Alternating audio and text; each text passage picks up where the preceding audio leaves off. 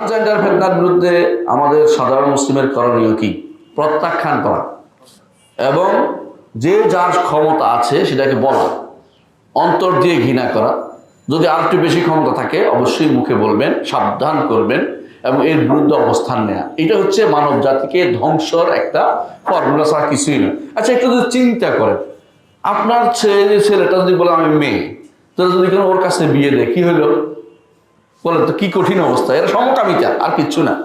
এরপরে যদি কোনো হোস্টেলে যায় বলে যে হ্যাঁ ছেলে যায় বলে আমি তো মেয়ে হোস্টেলে আমার থাকতে দেওয়া হবে, কি হবে বলেন তো? হ্যাঁ, কি কঠিন অবস্থা তৈরি হয়ে যাবে, আপনি একটু চিন্তা করেন তো। আচ্ছা, ধরেন সবকিছু বাদ দিয়ে কাটাকাটি করে সে একটা কিছু একটা হয়ে গেল, নাউজুবিল্লাহ। এর পরবর্তী বাচ্চা কোনখান দিয়ে হইবে না বলেন তো? কি করতেছে তারা এগুলি মানব সভ্যতাকে ধ্বংস করার জন্য। এর চেয়ে মারাত্মক কোন প্রবণতা আমার জীবনে চোখে পড়েনি বা আমার মাথায় আসতে পারেনি।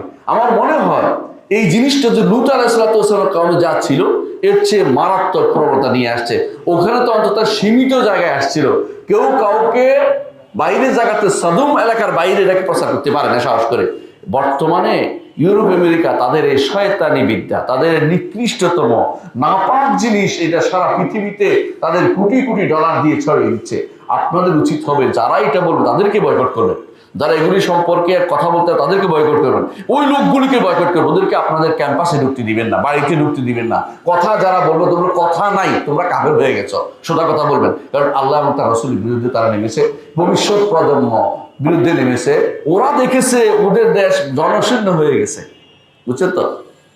এগুলো এখন মানুষ যে বিপদগ্রস্ত সে চায় সবাই সে বিপদে পড়ুক।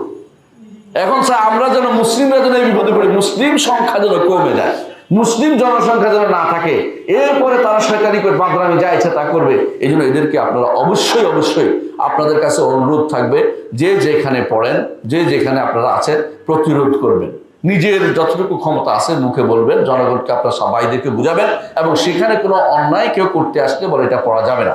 আপনাদের যে সমস্ত বইতে, যে সমস্ত প্রতিষ্ঠানে এই জিনিস পড়ানো হচ্ছে, যেসব এই জিনিসকে খাটো করে দেখানো হচ্ছে, এই জিনিসকে কোন রকম মানানসই করে হচ্ছে, ওই বই পড়া যাবে না, ওই প্রতিষ্ঠানও পড়া যাবে না। মনে থাকবে, সে সরকারি হোক বা সরকারি হোক, মাদ্রাসা হোক, স্কুল হোক, যেখানে ট্রান্সজেন্ডার কি ইস্যুকে আপনাকে গা শোয়া করে দেওয়া হচ্ছে, ওই প্রতিষ্ঠানের সন্তান পড়ানো যাবে না। নাহলে কি হবে, আপনার সন্তান এক সময় এটা দ্বারা আক্রান্ত হবে। কারণ ব্যাধি সংক্রামক, স্বাস্থ্য নয়। আপনি ভালো করে জানেন।